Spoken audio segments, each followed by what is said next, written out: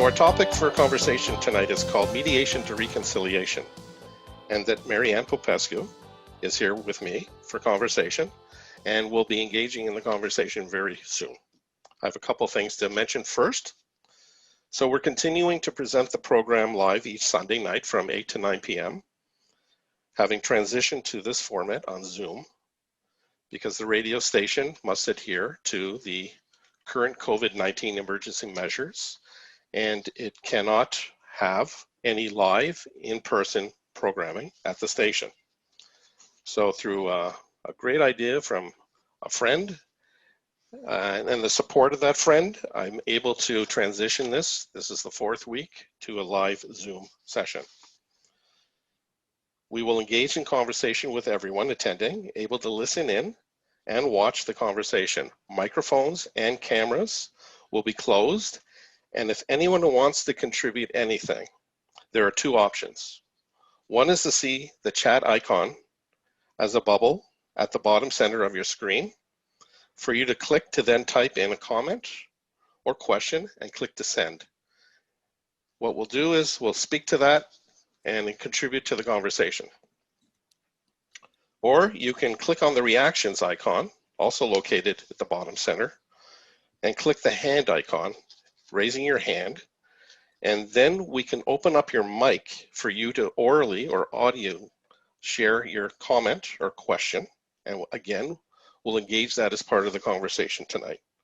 The show is being recorded for both video and audio purposes. That will be uploaded for public access. The audio will go on SoundCloud, Apple Podcasts, and Google Podcasts. And once edited, the video will go onto YouTube under Mediation. So thank you and welcome to everyone here. And welcome, Marianne. Thank you for being here with me. Thank you very much. Nice to be here on the new platform. Yeah, well, you know, I've always wanted for quite a while to have a visual aspect to the program that's been on the air on an audio format for many years. And so I think it just provides another dynamic to have the visual aspect as well. Yeah. Just haven't been able to address the technical realities at the station with the video part, the live stream.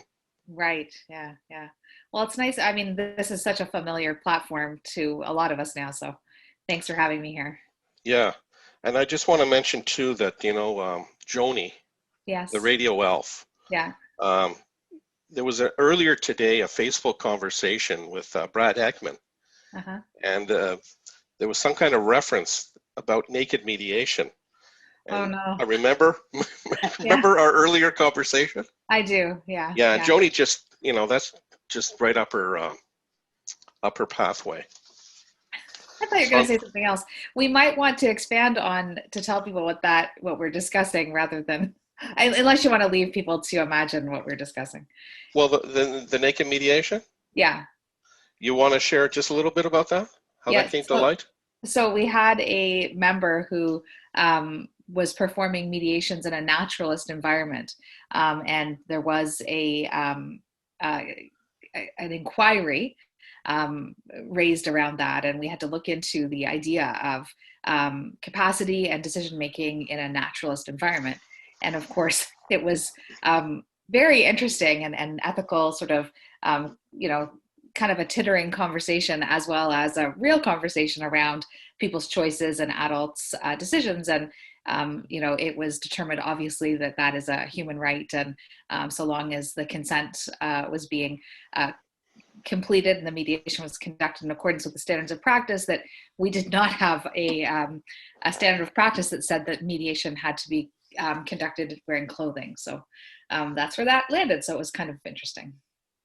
Yeah, so I mean, the bigger picture is that there's a lot of latitude in how people can, you know, make sense of their process and practice their process and engage in that, and providing that, of course, it adheres to certain standards and expectations that, for the most part, there's nobody outside external for that process who's involved in the process.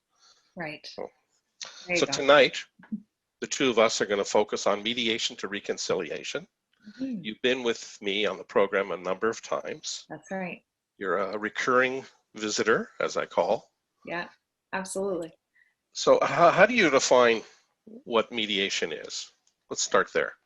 I think, that question is really broad, and I think we're all pretty good at answering it now, thinking about a mediation being a voluntary process, right? Where process design is the mediator's purview and trying to work with the clients to see what they need to build the process in the way that works for them so that they can have self-determination. Really, I think those are the kind of three key pieces: the voluntary nature, the process design, and the self-determination aspects of mediation. I think are three key points that I think of.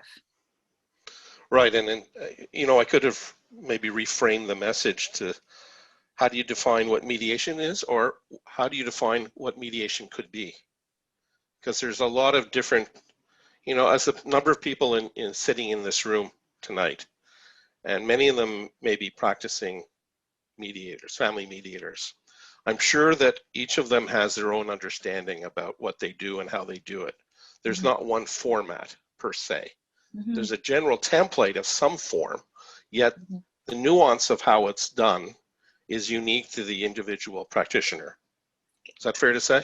Absolutely. I think that's a really interesting point. And I think that's why, getting experiences and being with other mediators and hearing like what they do, and sort of like a you talk, I'll pick out what's good or what works for me sort of approach to sharing with our colleagues. And generally the mediators looking to, where I think most of the time, or hopefully all of the time, the mediator is looking to fit their process to the family that's in front of them, and not only just what fits for them Yeah, personally. yeah, Yeah. to adapt. I mean, Yeah. Yeah. identify adaptability is a Right. foundational, fundamental skill. Yeah. That's about being able to connect to the moments, especially with you when you're working with others, to try to assist them with Hmm. their moments, because each couple, for example, if we're doing family, they're going to process their lived realities differently from the next couple. For sure. For sure. I had a client yesterday morning who had a very uh, heartbreaking scenario. Um, and they actually needed humor. They needed laughter. And part of what they both told me that was a strength in their relationship is their sense of humor, no matter what had happened, or in all the crises they'd had, didn't go away. And so I tested the water a little bit. And I think with humor, you have to be a little bit careful. Um, and we just had the biggest laughs and the best time that they possibly could through this very sensitive process. So it was a very enjoyable mediation for me, I have to say. A lot different than many of my mediations. So it was kind of fun. Yeah, and I think, what I'm hearing from you is that we have to adapt according to the individuals we're working to Yeah. assist and support. Mhm. And yeah, we're the facilitator or the third person in the room, if you want to call Yeah. it. We have to be mindful and aware of the other parties, the Mhm. people who are part of that process. And, even if one person is more, open to whatever, the other person to that process may not be necessarily the same way. Yeah, that isn't that the balance that we have to create, right? I was lucky; these both of these individuals wanted to laugh through it and help them get through. But if had only one wanted that, I think that might have been, well, that would have been a great challenge, right? Because that can look like insincerity, flippantness, and making a mockery of a situation where I was fortunate to have two people who needed to laugh as part of their process. So, Yeah, I think using humor is a real skill for sure, yeah, because yeah, it's about timing and it's about delivery yeah. and, or self-awareness, because it starts with oneself and then it has to need to transcend to another to have that connection, to then be receptive, responsive, to finding a way to navigate it. Mhm. So how do you people make sense of their experiences with conflict in their relationships? I think that, when we think about relationships and conflict, we think about winning and losing. We think about a competition. We think about um, just that someone being right and someone being wrong when we think about our conflicts and our relationships. And to me, there's a little bit more that people could look at in their relationships than just that that rightness and wrongness and equality and equity. I think there's more that we can strive for. Well, I mean, the right and the wrong is like who's right and who's wrong. I Yeah. mean, if you ask one person, they're right and the other one's usually wrong. Then you ask the other person, they may say they're right and the other person's wrong. So as a Yeah, third person, one of your roles, our roles, is not to take sides that's and right. not advocate for an individual. It's more advocate for the situation. Yeah, and I think it's almost like the mediator, when we're thinking about reconciliation, it's almost like expanding the possibilities, right? And helping the clients to see the possibility of the other person's point of view as being not something they need to agree with, but something that they can hear, notice, take on, and experience in a way that doesn't cause them grief, right, or harm. So I think that's, and when we're talking about this, the whole sort of mediation to reconciliation topic, obviously we're not talking about, you know, relationships that are unhealthy, that have hallmarks of intimate partner violence. We're not talking about using mediation to reconcile those relationships, just as like a bookmark at the frontier. Yeah, for sure. Because as we mentioned earlier, each situation, each process, each couple are unique. And, with all the skills that we look to acquire and incorporate and practice within a process, Mhm. we have to be on a continuum of being connected to people and finding ways what works for this person and this couple to Mhm. be able to manage those moments in a more productive way. Right. So when a relationship seems to be going off course, Mhm. people may tend to feel they have no options with dealing with their issues in that relationship. Mhm. What can people be mindful of from your I, perspective?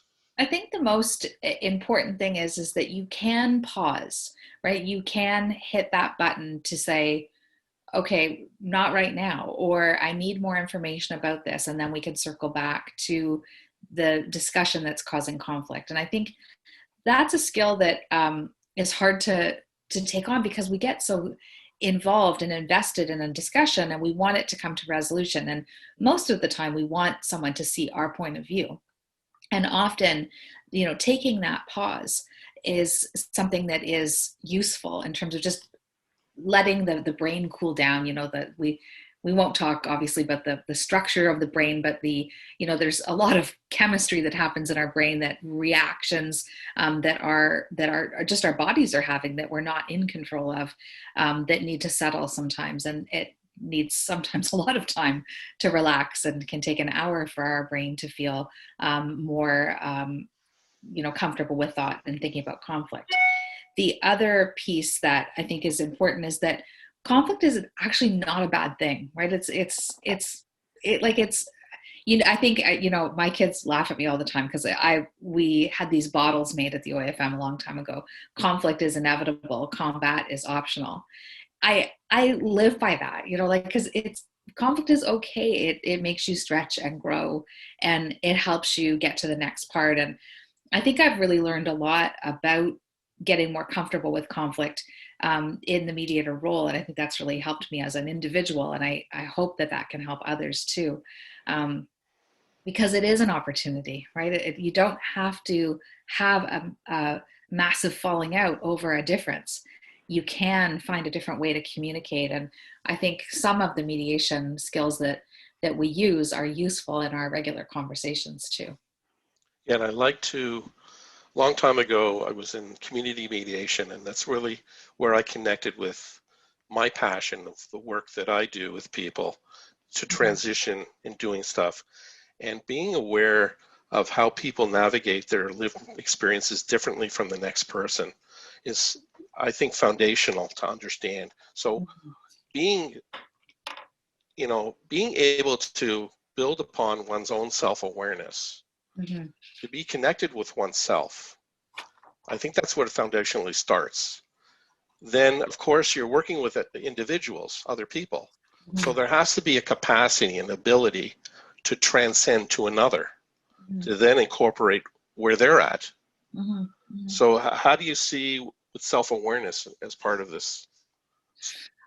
I think it's a key part. I mean, like it's sometimes I think people have this greater expectation of mediators to be without conflict and without sort of like worrisome thoughts around conflict. And I think, using self-reflection and being a reflective practitioner, right, is one of the ways that we do help ourselves understand and process what's happened in a mediation and or in our, in a interaction with somebody from Roger's telephone or something that just has gone horribly wrong.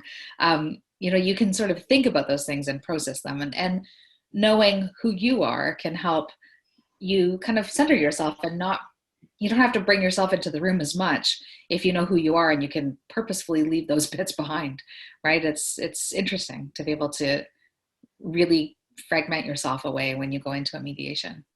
Well, when mediators, if from my experience, if there's a tendency to be conflict avoidant, so if there's emotions in the room, there might be people who want to suppress that or repress that, put it down, or say, okay, let's talk about something else and not go into, quote, that tension, that energy. I just really promote about going into that space. Of course, creating conditions that are supportive and assisting people to be mindful of how you navigate through them rather than being conflict avoidant.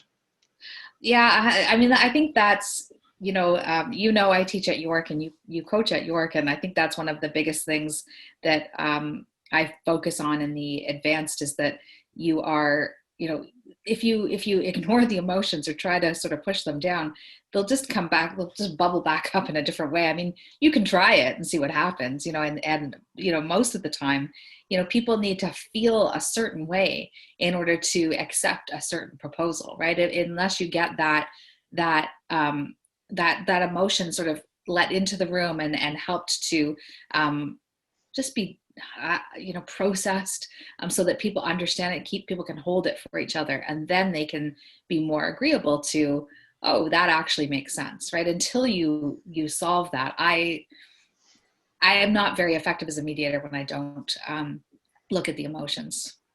Yeah, so for me, I'm comfortable with emotion. I'm comfortable with going through the rough spots because going to vulnerability is where I see a lot of people tap into the true essence of their lived experiences and how they've been affected to be able then to open up and share about if you just ask people, what do you want?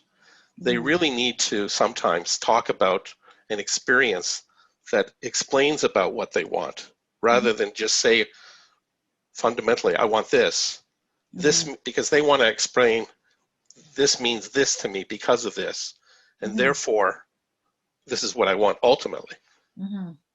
I think that is like what you've just said there is a beautiful piece to pull into how couples could use this for reconciliation, right? Because it isn't just about who's right and who's wrong. It's like, if you could imagine things being okay, what would your partner say to you, right? What would be the circumstances that you could trust your partner again? For example, what would they have to show you? And those pieces are quite transformative, if we're going to use a word like that. I like to use the word transformational. Transformation. Okay. For me, it's an active word. Transformative for me is like it's happened and it's done. Yeah. And I really look through the lens of change, that it's a constant, ongoing continuum. And it's different at different moments for people. And just because they said this at this time and they behaved a certain way, we're not going to hold them to that being the template moving on for the future. Right. Yeah. I like that. It's more of an active state. I will adopt that for myself, Greg. You're free to. Thank you. Yeah. So what is the role that competition plays in relationships? I think it's sort of, when you think about competition in relationships, it can be like scorekeeping, right? Where, I spent this many hours doing this type of work in the home and you spent this many hours, and sort of like keeping score. And it could be building up over a day. It could be building up over a matter of weeks, months, and years. So when people feel an imbalance or something their partner doesn't do as much as they do, for example, I think there is this ongoing competition for couples. And I really, think we could release ourselves from these pieces with a good conversation around expectations, how we're going to set up our household, who's good at doing XYZ, who wants to do XYZ.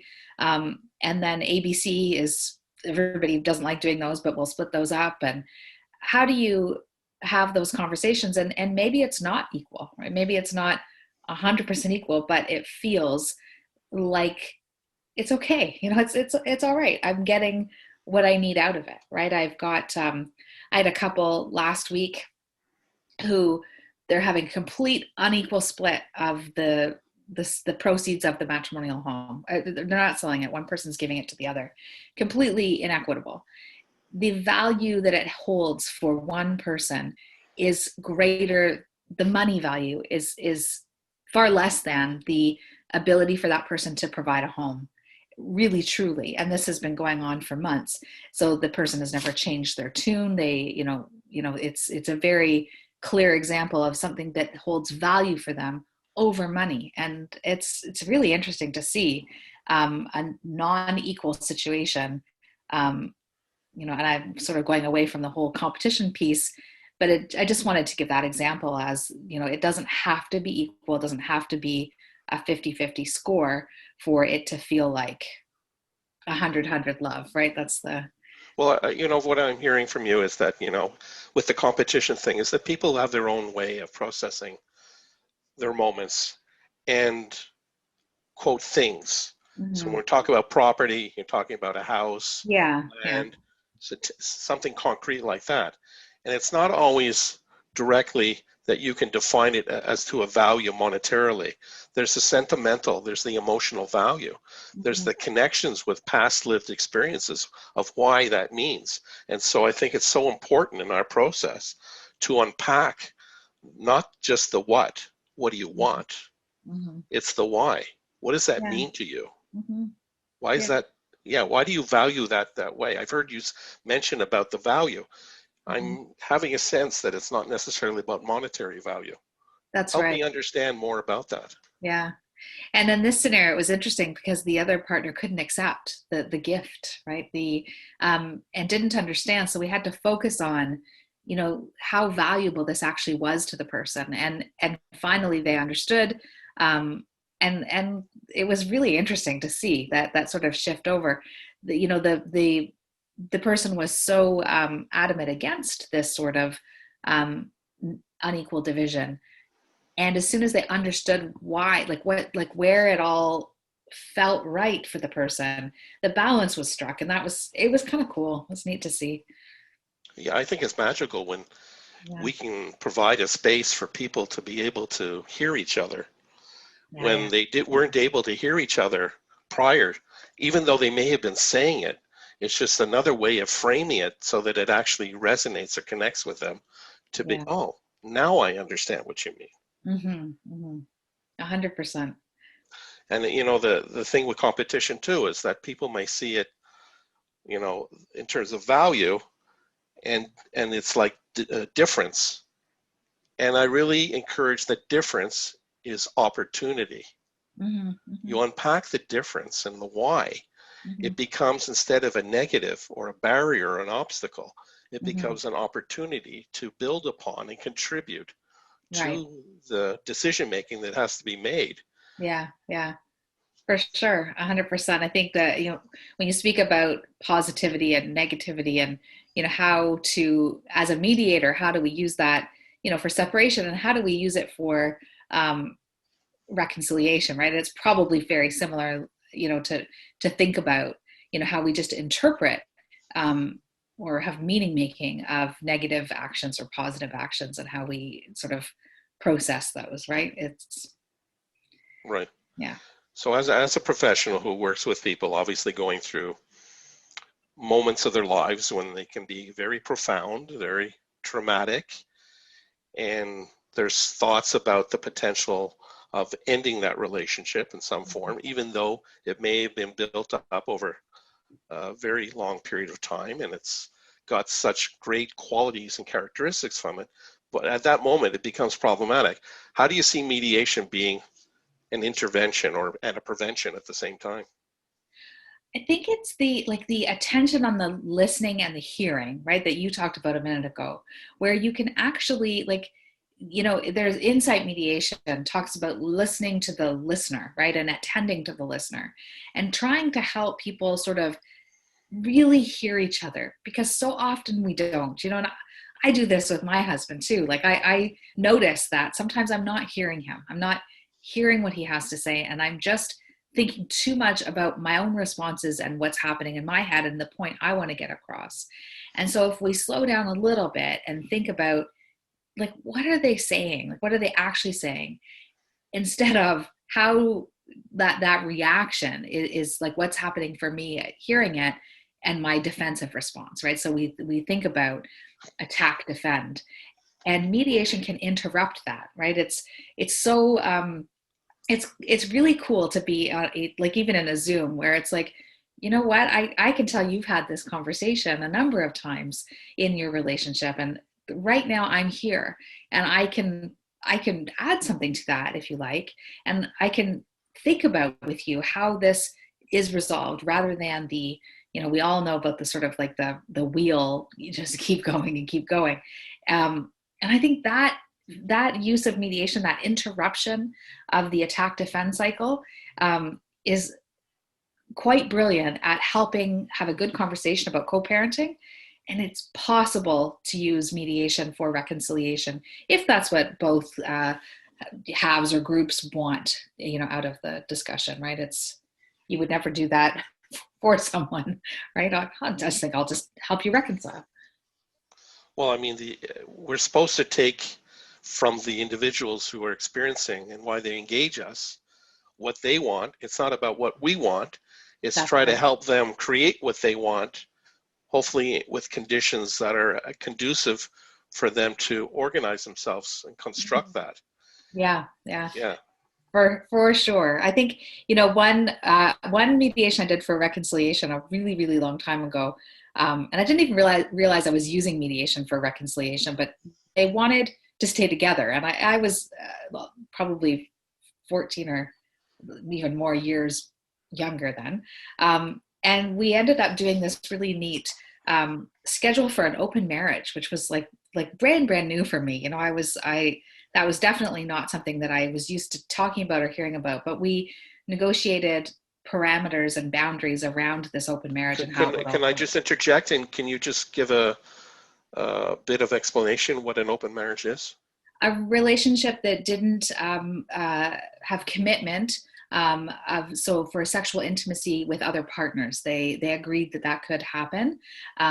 Emotional connection was different than sexual connection for this couple, so it was something that they talked about. Now, your own feelings aside, right? It's like even if you can't imagine it for yourself in 1,000 years, that's what they needed and wanted, and it was really interesting. It was interesting to help them hear what they needed and what their boundaries were. And it was really interesting and I was lucky to be able to do that when I look back on it. So in terms of, I know that some of us as mediators want to help people to shift the negativity to something more positive or hopeful. Mm-hmm. How can people see each other through a non-judgmental lens where they can see the value of each other, in essence, the good that is within, Mm-hmm. and the possibilities that it may be that they may have either not seen or not considered? I think in the mediation process for reconciliation, one thing that you can focus on is the qualities of the relationship that were good in the beginning, right? So to think about, like, what brought you together? What were some of the things that created the spark for you as a couple? Because at the heart of it, they picked each other, right? So they didn't pick someone they didn't love and respect and want to show kindness to in some way. So I think that when you are trying to mediate for reconciliation, you can build on what the positives were. And often it's the flip side, right? It's I was attracted to them because they they had spontaneity about events and planning. And then the flip side could be, they never know where they're going. I don't know if we're going to have enough money in the bank to pay the mortgage. And, I can't live like this. And so you can think about that positive attribute and what was valued about that, and see where the couple can remember that piece, and then reset some boundaries. Like maybe it was okay to have the spontaneity when there were no children, no mortgage, that sort of thing. But now the shift has happened. So if you help the couple through the personality style and see the blocks that they had to create, they may have missed a few pieces, right? They may have missed a couple of building blocks to help them to stay together, right? They missed these key elements, I think. And that's where I think you can use mediation to really pull that out. I think a lot of people have a sense that once mediation comes into play, it's like a process to create the conditions to end the relationship. Mm-hmm. And it's not necessarily so. What do we mean by reconciliation, especially with regard to mediation? It's the possibility that the relationship isn't over, right? I mean, most of us have in our MOU a clause about how long, like what happens if they get back together for a period of a time, 90 days, kind of standard. So I never think any relationship is over, unless obviously we're thinking about, violence and unsafe conditions for people. But there's a possibility, right? And the idea that these two people once picked each other, right? They had this very intimate relationship and they shared children. Is there a way back? And, mediation, I always think, even if you're not hired to do mediation for reconciliation, you're creating a working relationship that is positive and good. And I have had clients get back together. I'm sure you have too. And it's really, really neat to see, because sometimes people just need that. They need permission for it not to be equal, right? And they need an ability to hear each other, right? And that when we're working in mediation, your relationship doesn't stop, right? You are going to have a more complex relationship if you have children, right? So you're building these communication blocks. So if love comes back to the surface during that, when the problems have been taken away, fantastic, right? Good for the family. Well, what would it be for family mediators if it wasn't defined as only being for decision-making to transition as separates? And, there's people who call divorce mediators too. Are there reconciliation mediators? We do have a few at OAFM. We do have people who are known for their ability to reconcile families. When I was thinking about tonight, I thought, we should do more on, developing this, because it's almost like, I'm not sure there's no courses on it that I know of, but there's something there, isn't there? Right? There's something there that if we focused on, and people came earlier to mediation, right? Where I have a friend actually who they've sort of had a difficult marriage, and we just talked like just as friends. But I obviously, mediators, we use our little bag of tricks in all conversations, right? That's sort of, and I used some insight, and it just like asking a few questions, like what do you hope for? If it could be better, what would that look like? And those questions are door openers to both people, right? It's like, oh, what it would look like is I'd be in love again. I'd love this person madly, truly, and deeply again. And just like sort of wetting that whistle a little bit and thinking about the fact that what they want is not a divorce and two homes. What they want in some cases is to actually feel good in the relationship that they chose. We can't forget they chose each other, right? They something about them clicked, something about the ducks you see in the pond have clicked, right? They've mated somehow. So whatever it is, they've chose each other.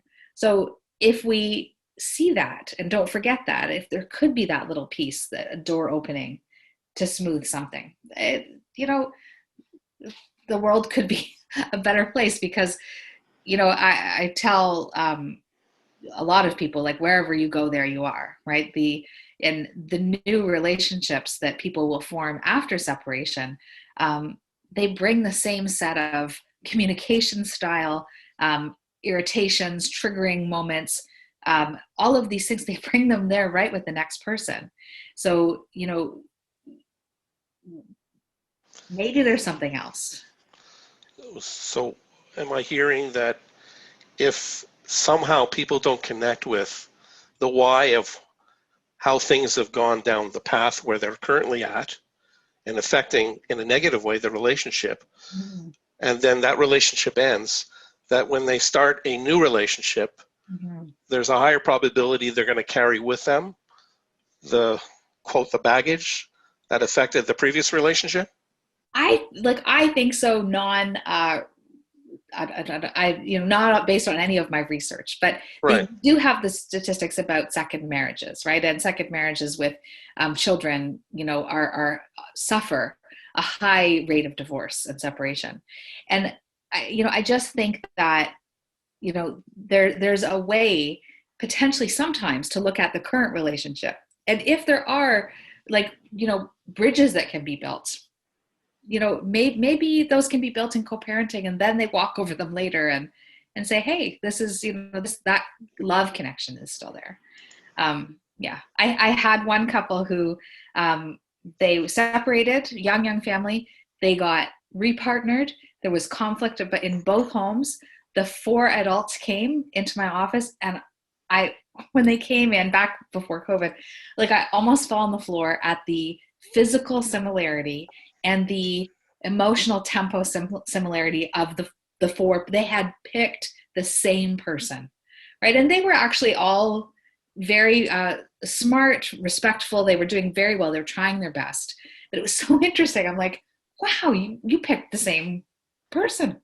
You said that to yourself, or did you?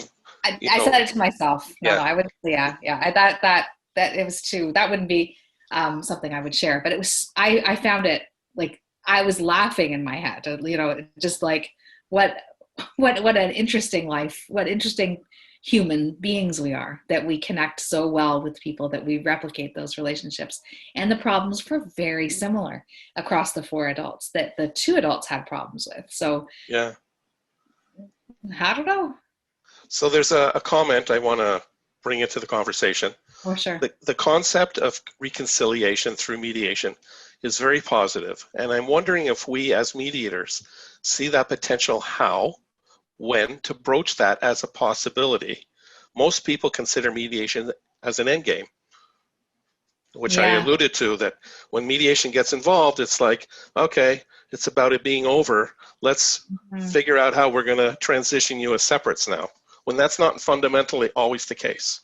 If there's children, it's almost never the case, right? This is the thing I think that brings the most sadness to people, is that they still have to have a relationship with this person if they're really, really mad at them, right? And it's like, you actually have to work harder at being parenting partners in 2 different homes than you did in one home, right? The level of communication is there. So I think that the idea, the concept of using mediation for reconciliation has to really come from the clients, right? Like, the idea, it's not something you would ever broach. You do ask questions around, the counseling history, the decision to separate. One of the questions that comes up can be, in many kind of mediators intake forms, are you interested in reconciliation, right? I've seen that on forms. And people can, if they both answer yes, that's kind of interesting, isn't it? Because then you get to have this kind of conversation. And how do you bring that up individually? I would suggest, right? I noticed that you wrote you were interested in reconciliation on your intake form. Tell me more about that. And the same in the other room.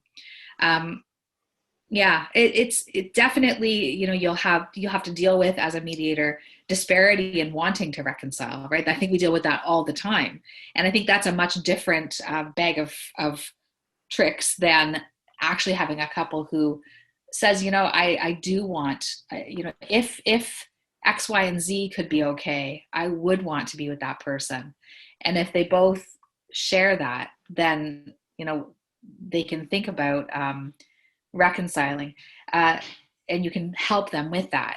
The last couple that I had that I'm working with, and they're still sort of like just in my email in a file. Um, so the one partner went outside the relationship and had an affair, and the one partner needed to have a draft memorandum that they could pull out and use. They needed that security. And so the one partner didn't want this done and was not interested. And we had to go through the whole, net family property statement, all of the reconciliation, address all the support issues. And all the time, the one partner didn't want to go through with separation at all. And actually, neither did the first partner, the one who had felt betrayed, but they wanted to have this as security. That's what they needed. So they have that. And I think it's just, they're just sort of kind of like floating in my files, and I check in with them every now and again. How are you doing? That sort of thing. But it's been since December since I've checked in with them. We're in February. So no contact, right? They seem to be doing well. Well, we learn active listening skills. Mm-hmm. So we're trying to connect with people with what we hear to then figure out what we didn't hear per se, or what wasn't said, though might have been said in a very subtle way, Mm-hmm. with cues. So isn't there a way, though, to restate back to people's? I heard you mention earlier about what if, for example, if we were only doing this differently, things would have turned out differently. So, they have ownership of their comments, and we're not trying to inject our stuff into theirs. And so by pulling to light things that we've heard through the active listening skill, Mm-hmm. and then presenting that back and then saying, so what was that all about with you just mentioning that? I've heard you mention that like 2 or 3 times. Mm-hmm. Help me understand what that's about. Mm-hmm. Isn't that fair? Open that up. My first reaction when you're talking is, I wonder if I might do that individually. I might like explore that a little bit on both sides to see sort of what the temperature level was for that kind of conversation. I think that we have to be really careful when raising those things. I love what you're saying. I think that's cool. It's good to say, oh, I'm noticing this. And sometimes I worry, being a heart-led person and wanting the world to be a really good place, that I may miss those cues, right? I may, or over put too much value on the party's willingness to sort of work things out. So I'm, because I know myself, I would do that individually. And you may not have that worry and may go ahead in your own mediation room. And I think it's up to you as the mediator to decide. Yeah, and I think 2 words, it depends on many factors. Yeah. That, the whole picture. If people are expressing things in front of the other person, Well, it all depends too on how it was expressed and how you see the reaction of the response of the other person when things are, presented in that joint session time. Yeah, I think you raise a good point, right? Because sometimes, and I would say this happens quite often, where one partner would say to the other one, like, I want to try again. I love you. I think you're the best thing in the world. And this emotional plea for the other person. Some, I've had people sort of drop to their knees with and crying, right? That they really want and need this. My reaction is to actually caucus, right? To have separate meetings just to check in, because it's a lot, right? It's like this huge weight. And I think, again, when we know ourselves as mediators, like it's like a romance novel, right? It's like this beautiful thing, and of course it affects us. We're not, we're not emotionally neutral when we see something like this. It hurts to see somebody rejected like that. It hurts when you watch it on the movies. Especially Never with mind. if you're an empath, you know. Yeah, yeah, and there's kiddos involved, and they're just having so much trouble. But it's so I myself have to do that separately and just kind of stop and say, and of course, am I rooting for the person to say yes? Yeah, And I think that's where the self-awareness skill yeah, yeah. in the insight also Mhm. contribute to how you support and assist people to navigate with their moments and find a way that Yeah, each moment is actually providing and producing something positive to the whole process, let alone the relationship in some way. of That's course. really about self-determination from the individuals involved rather than Yeah, us taking and having the ownership and projecting yeah. that ownership onto them. And sometimes remembering like they have to work all this out, and they have this trust issue and this addiction issue, for example, or like the issues they have are very real, and one moment of I love you, please come back to me, is not enough for a relationship to be sustained. So sometimes you have to think about the what's happening in the room too. Where's the power imbalance there? Is there something going on that the person is, it's awful to say, because of course these are beautiful scenarios. Sometimes they can be manipulations, right, of clients, where to be careful. Right. And with the conversation, the current experience with COVID and Yeah. the reality that people are required for the most part to be positioned at home as much as possible, which means with their significant other, the conversation has gone, okay, there's going to be a whole bunch of tension in those relationships. So it's looked through a negative lens that Mhm. it's going to impact in a negative way the relationship, which I'm sure it has, I know, in addition to those situations where there's abuse and violence, which also factors into those situations. Yet it's just presented as a negative situation with COVID, and that once COVID's over, the divorce process applications are going to skyrocket. What about the possibility about reconciliation being an option? Because people have actually been able to spend more time, Mhm. hopefully in some way to create quality time, Mhm. and learn to actually appreciate with the insight, the new learnings that they get. Hmm.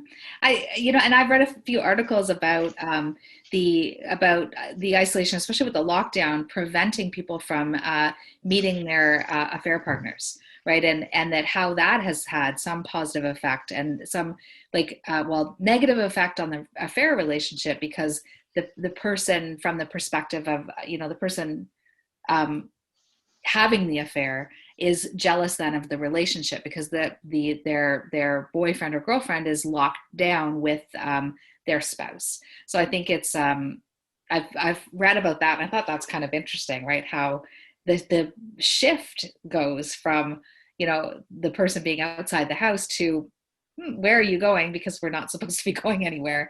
And so stopping those sorts of at least the physical intimacy part of the Mhm. relationship, it's Yeah, possible that some things could improve, right, with that.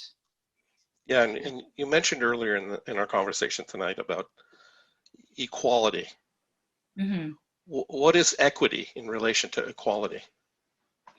Oh, there's that lovely image, right, where there's the boxes, right, and equality is the box is the same size, but some people still can't see over the fence, right? And equity is that you have two boxes so you can see over the fence. And I love that image, because it's like, oh yeah, 50-50 isn't always equal, right? It's like it's if we treat everyone exactly the same in a relationship, it's not going to turn out that everything is just absolutely equal across the board. So we have to think about what differences we have and what we need from each other. And I think it does go back to the expectations in relationships, where we're thinking about, evaluating, you do this and I do this, and our kids see me do this housework, and I think that they should also see you do this housework. And instead of parsing it out a little bit and thinking about the roles people take are generally the ones that they feel quite good about and capable of.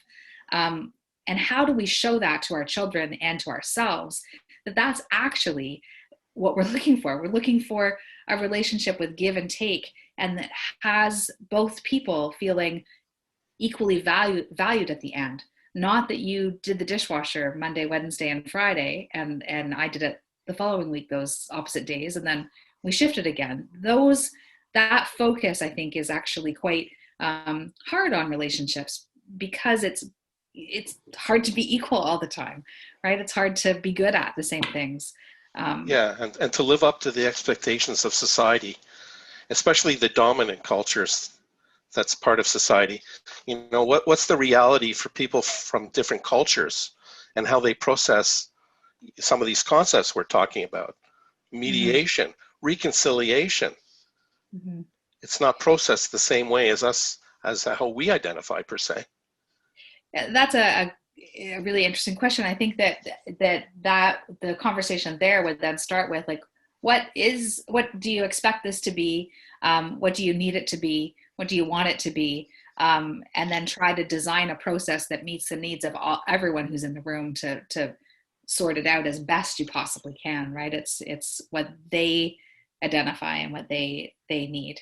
It's up to the mediator to listen, be interested, do some research on the cultures of their clients that are coming into the mediation room, so that we can be knowledgeable and have an informed sense of interest in what they need.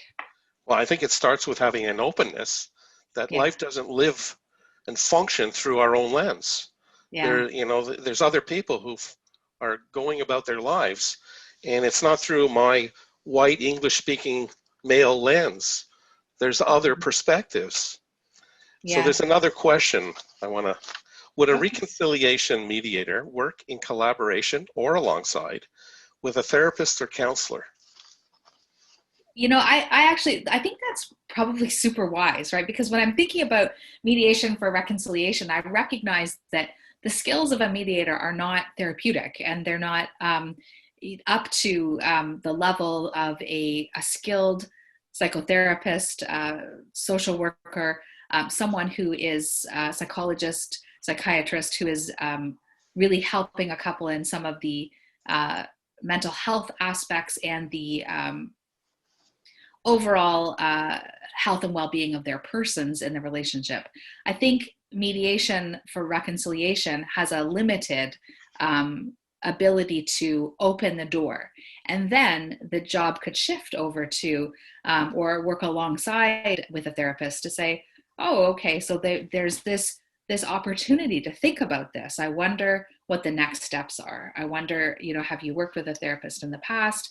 We all have groups of people that are around us we can refer to, and certainly never to step outside of your level of professional qualification is certainly an important consideration here.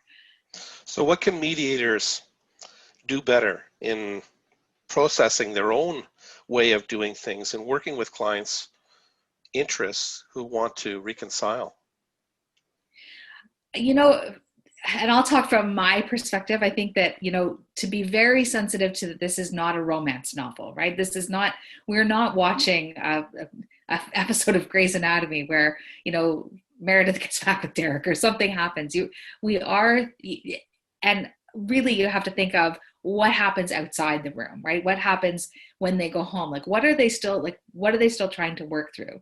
So for me, it's not believing the romance novel, right? Not like, or knowing that it could be a beautiful romantic ending, but there's so many steps between now and that romantic ending. It's not just going to happen in the office. Oh, I love you, and everything's okay. I recognize this, like maybe they're on the rung 1 and they need to go up to rung 50 in order to have this be the happily ever after they're looking for. So, how much, I think maybe I spoke about this earlier, but how much do we as mediators bring into the process that actually impacts, affects the process and the people in there. And if, we've got like an aversion to reconciliation, are we going to impact that, if that's what the possibility is of the parties or not? I think it starts with the openness you talked about earlier, where it's you actually can just go like nobody knows what's going to happen, right? Like we don't know. We only know our own relationships, and I only know my half. Who knows what my husband thinks of me, really? Like he holds that. So when you have this relationship coming to an end in your office, there's all sorts of possibilities. Like who knows what could happen. So to me, even if reconciliation is not sort of on the table or at first apparent, you know, creating a new way for them to have a relationship if there's children involved is actually a pathway. It's like it just makes things smoother.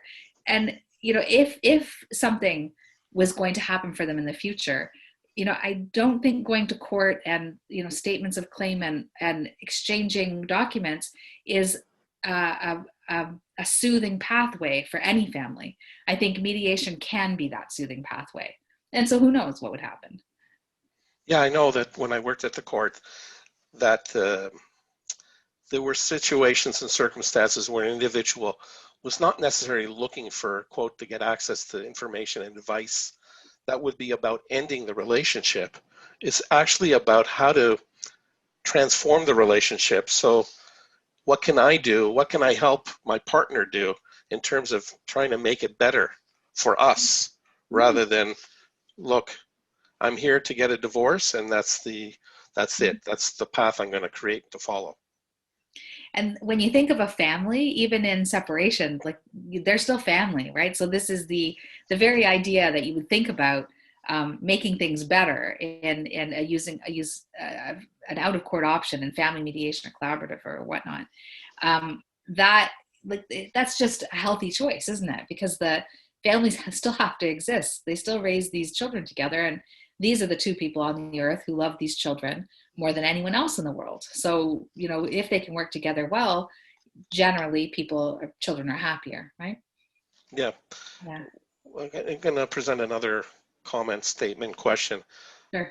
I think our job is to allow for these types of conversations, but it must be done with great care and to ensure everyone is on board. Changing patterns of interaction is what we do when we speak of co-parenting. How do you, as a mediator, engage in discussing shifting patterns so that reconciliation is possible? I think it's a really nice way to put it, like shifting patterns, right? And it gives you just like, and you could even use that word, like how are we shifting the patterns, and what does that mean for you if we're able to shift these patterns? And I agree that it needs to be done very sensitively, and I check in individually when any sort of bubbling of this sort of thing happens, for sure. So, and can you read the question part again? Sorry, I'm getting excited by the changing patterns piece. The question, how do you, as a mediator, engage in discussing shifting patterns so that reconciliation is possible? I think that the noticing, right? The noticing that the patterns are shifting, and maybe from one meeting to the next, think, well, this is interesting. I'm noticing that, at the beginning there was, you were talking about this and there was a conflict, and now it seems to be that this is the way the pattern is happening for you. And you could ask questions potentially about that. How is that working for you? What does it feel like to have that new pattern in your life? This can be, I think, a neutral enough type of question to not attract a leading question, right? A leading question. It's more how's it working? Maybe they're co-parenting pals, and it is absolutely wonderful, right? And that's as far as it wants to go. Yeah, I'm just wondering, like, is it our role or responsibility to create the pathway, or to guide people along a pathway? Oh, you ask questions like that all the time, Greg. Those are good, hard ones. I'm not sure. I think I'll use your response and say it depends. I think sometimes there are a mediator can pick up something and show them a little peek at a pathway, right? Or in other cases where they're walking down a pathway, you can hold their hands, so to speak, along that path and help, sort of nurture it and then push some grass down in front. Yeah, I think it depends. I think it's, anytime you go out on a limb like that, anytime you sort of like step, you have to be prepared for, you're wrong or pushback and know what to do when you're sort of mediating dangerously like that, if you want to call it that. Yeah, taking some risk, of course, and Yeah. how much do you project yourself and your Yeah. own values into the process and the practice that you do, relative to self-determination, where it's about giving the space and the ownership of the process and the decision makings, for the most part, to the parties, Mm-hmm. and moving along with the flow where they want to be guided toward. That's right. Yeah. So what do you want people listening or watching to be Mm-hmm. mindful of from our conversation? I think just the possibility, right? And that the idea that mediation is is not the ending of so many of our relationships, even through separation and divorce. It could be the beginning of a co-parenting relationship, and to watch for those opportunities, to be open to the fact that, maybe they've come for separation, maybe things have been really bad for 2 or 3 years, and then something has shifted because of their ability to have a conversation with you, to hear each other, and to move on to a different chapter of their relationship. It's a possibility, and I think that is the key for us to sort of also have our eyes open to the possibility of new relationships, romantic or co-parenting pals. It's kind of cool to be able to do that kind of work. Right. Yeah, so we got to close out very soon. I just want to ask this last question, maybe, Sure. unless Uh-huh. other people want to contribute. What suggestions can you provide for anyone who is struggling within a relationship, and with what mediation can provide as an option, especially as it may relate to reconciliation? Such a big question. I think the when I think about that, the most useful question that I've ever asked in my friends and my family and in the mediation room is to imagine, like, to ask the clients or my friends or my family, like, if everything was okay, what would it look like? Or if you got everything you wanted, what would some of the pieces be? What does your puzzle need to be complete? If that type of question is that hope question, is that, thinking not of now, of in the future, what would it look like if your partnership with your spouse was amicable, cooperative, loving, kind, restored? What would it look like? And I think that is sort of my best, the best question I've ever asked anyone is that question, right? So I think it's a good place to start with our clients too. Yeah, like, I mean, if you had your ideal, for example, I'm just throwing this as a question. If you had your ideal, what would you want to be able to see that look like? And thus, what could we assist to help you to create that? That's just an open-ended question. Mm-hmm. If you want to answer or whatever. So Yeah. I want to, put it out there for people that we're closing in on closing time. If anybody wants to ask anything before we transition off into Off to the Raptors game. So maybe someone could update me on what the score is. yeah. Huge Raptors fan here. Let's see. Great. Let's see. Thanks, Marianne. Thank you, Marianne, for a great conversation. Thank you. Yeah. Anybody else want to chat and put in something or some kind of comment? It's an open forum here. You won't be identified.